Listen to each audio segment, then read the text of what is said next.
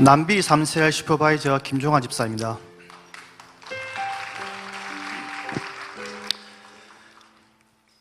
저는 어린 시절 교인으로부터 받은 상처와 가까운 친척이 이단으로 빠지면서 교회에 대한 부정적이었습니다. 그러다가 부산으로 이사를 오면서 장모님의 강권으로 우리 풍성교회에 오게 되었습니다. 하나님의 인도하심으로 금요초라 예배에서 새가족 등록을 하면서 회복 캠프를 시작으로 양육을 받으며 하나님을 인격적으로 만났고, 하나님은 제가 죄인됨을 깨닫게 해주셨습니다. 무엇보다 하나님께서는 저를 사랑하신다는 것을 알게 되었습니다. 저는 우리 교회를 만나서 하나님의 역사하심을 알게 되었습니다. 우리 목사님의 말씀대로 저는 하나님과 건강한 우리 교회를 만나 수지 맞았습니다. 하나님의 역사하심으로 심각한 허리 디스크가 수술 없이 치유되기도 했고, 완치가 안 된다는 족적 근막염이 치유되는 큰 은혜를 입었습니다. 또한 사회적으로도 제 능력에 비해 많은 능력을 허락하셔서 신규 사업을 이끌어가게 하셨습니다. 이를 통해 말씀대로 살고 기도하면 안 되는 게 없다는 믿음이 생겼습니다. 그러나 세계적으로 발생한 코로나 팬데믹 때 제 신앙도 크게 흔들리게 되었습니다. 사회적 거리 유지를 명목으로 많은 회사가 쉬었지만 제가 속한 부서는 신규 사업 때문에 계속 출근을 하고 누구보다 바쁘게 일을 하였습니다. 새로운 사람들과 신규 사업을 시작하면서 자연스럽게 모든 업무에서 제가 관여를 해야 하는 상황이 되다 보니 교만이 커지면서 교회 중심이던 생활이 어느새 세상 중심이 되었습니다. 심지어 주일에는 일부 예배를 드리고 출근하여 업무를 보았고 몸을 혹사하면서 일을 했습니다. 그러나 일에 많은 시간을 할애함에도 일은 더 잘 되지 않았고 크고 작은 사건 사고가 이어졌습니다. 또 스트레스로 인해 밤새는 일이 많았습니다. 이런 제 모습에 슬퍼하신 하나님께서는 디렉트를 통해 양육의 자리에 오기를 여러 번 강권하였지만 저는 새겨 듣지 않았습니다. 그러던 중 회사에서 매년 받는 신체 검사를 받게 되었습니다. 제 삶에서 일이 가장 우선순위여서 업무 때문에 늘 늦게 신체 검사를 받았는데 이번은 이상하게 일찍 신체 검사를 받게 되었습니다. 그런데 갑상선 초음파 검사에서 왼쪽 갑상선의 상태가 좋지 않은 게 있다고 해서 갑상선 전문 병원에서 다시 초음파 검사를 하였습니다. 더 자세한 검사를 위해 세친 검사를 받았는데 일주일 뒤 암이라는 판단을 받았습니다. 그리고 오른쪽도 이상한 게 보인다고 진단해 오른쪽도 재검사를 하였습니다. 일주일이 정말 어떻게 가는지 모르겠습니다. 일주일 후 검사 결과를 듣기 위해 병원을 방문하였는데 오른쪽도 암이라는 판단을 받았습니다. 그리고 전이의 증상도 보인다며 방사선 동위원소 검사도 받아야 된다고 해서 급하게 그 검사도 받았습니다.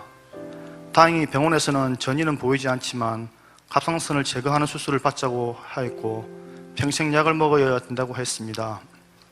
병원을 나와서 진단서를 들고 다시 보았습니다. 그제야 암이라는 단어의 중압감이 느껴졌습니다. 머리가 너무나 혼란스러웠고 뭘 해야 할지, 어떻게 해야 할지 아무것도 떠오르지 않았습니다. 하지만 마음 한편으로는 우리 교회에 와서 양육을 받으며 하나님을 인격적으로 만나서 말씀을 읽고 목사님의 설교를 들으며 눈물을 흘리는 때가 그리웠습니다. 그래서 예전처럼 제일 먼저 혼란한 마음을 추스르기 위해서 찬송을 듣기 시작했습니다. 찬송을 계속 듣다 보니 마음이 조금씩 열리고 편안해짐을 느꼈습니다. 그러면서 제 가슴 속에는 다시 돌아가야 한다는 마음이 더 강하게 일어났습니다. 그래서 저녁부터 말씀을 읽고 묵상을 하고 기도를 시작으로 우리 교회에서 양육받은 수레바퀴의 삶을 다시 시작하기로 결단하였습니다. 큐티와 기도로 하루를 시작하고 말씀을 묵상하며 감사하는 삶으로 변화하니 무겁고 힘든 마음이 얼음이 녹는 것처럼 조금씩 녹아내리기 시작했습니다. 또한 업무로 미뤄왔던 금요초라 예배를 회복하고 하루도 빠짐없이 말씀을 읽었습니다. 특별히 하나님은 이사야 53장 5절 그가 찔림은 우리의 허물 때문이요 그가 상함은 우리의 죄악 때문이라. 그가 징계를 받음으로 우리는 평화를 누리고 그가 채찍을 맞음으로 우리가 나음을 받았도다라는 말씀과 베드로전서 2장 24절 그가 채찍에 맞음으로 너희는 나음을 얻었나니 라는 말씀, 그리고 말라기 4장 2절 내 이름을 경외하는 너희에게는 의로운 해가 떠올라서 치료하는 광선을 비추니 너희가 나가서 외양간에서 나온 송아지같이 뛰리라는 말씀으로 계속 기도하게 하셨습니다. 말씀과 기도 묵상을 통하여 조금씩 영적으로 회복이 되었습니다. 또한 공동체의 기도와 우리 목사님의 안수 기도로 영이 회복되고 육신의 상태도 조금씩 회복되어 가는 것을 느낄 수 있었습니다. 특히 금요철야에서는 목사님의 치유를 위한 안수 기도는 강력해서 제 영육의 상태가 빠르게 회복되는 것을 알 수 있었습니다. 그렇게 신앙이 회복되고 1년이 지나서 지난 4월 다시 갑상선 재검사를 위해 병원을 방문했습니다. 의사는 검사 전에 갑상선 암이 조금이라도 모양과 크기가 변하면 수술을 해야 된다고 했습니다. 기도를 하고 검사 결과를 겸허히 받아들이고자 다짐을 했지만 불안한 마음을 지울 수 없었습니다. 검사하는 과정에서 계속 그럼에도 불구하고라는 CCM을 마음속으로 계속 불렀습니다.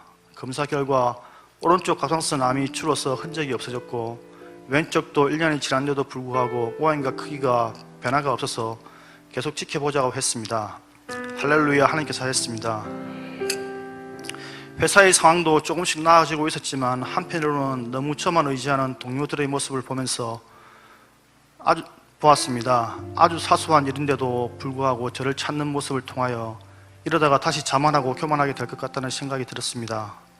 하지만 늦은 나이에 새로운 부서에서 가서 일을 한다는 게 결코 쉬운 일이 아니었고 무엇보다 지금 있는 부서에서 저를 놓아주어야 다른 부서 이동도 가능하였기 때문에 지금 있는 부서에서 저를 놔주지 않을 거란 이야기를 들어서 부서 이동은 힘들겠다고 생각하고 있었습니다. 그러나 결국 하나님께서는 제게 결단을 요구하시는 것 같았습니다. 저는 유익보다 제가 하는 일이 하나님 섬기는 일에서 벗어난다면 낮아지고 낮아져도 좋으니 하나님 잘 섬기는 일을 할 수 있는 부서로 이동할 수 있는 환경의 문을 열어달라고 기도했습니다. 이를 놓고 공동체에서도 계속 기도를 하였습니다. 그런데 지난 5월 11일 갑자기 부서 이동 발표가 있었습니다. 보통 월말이나 월초에 부서 이동을 발표하는 것이 관례인데 이례적으로 발표가 갑자기 났습니다. 하나님께서는 지금 하는 일과 크게 다르지 않고 부서 구성원도 친분이 있는 부서로 저를 보내주셨습니다. 그로 인해 부서 이동이 어색하거나 부담이 느껴지지 않았습니다. 제 기도에 응답하시는 하나님께 감사했습니다. 돌아보니 하나님은 당대 신앙인인 제가 한 걸음 한 걸음 하나님께 나아가게 하셨고 넘어질 때 동력자를 통하여 위로해 주셨음을 알게 하셨습니다. 제가 다시 일어설 수 있는 양육 프로세스를 만들어 주시고 늘 먼저 본을 보이시며 달려가시는 목사님 존경하고 사랑합니다. 또한 항상 그 자리에서 저를 믿어주시고 제 손을 놓지 않으신 하나님께 감사드립니다. 이 모든 영광을 하나님께 올려드립니다.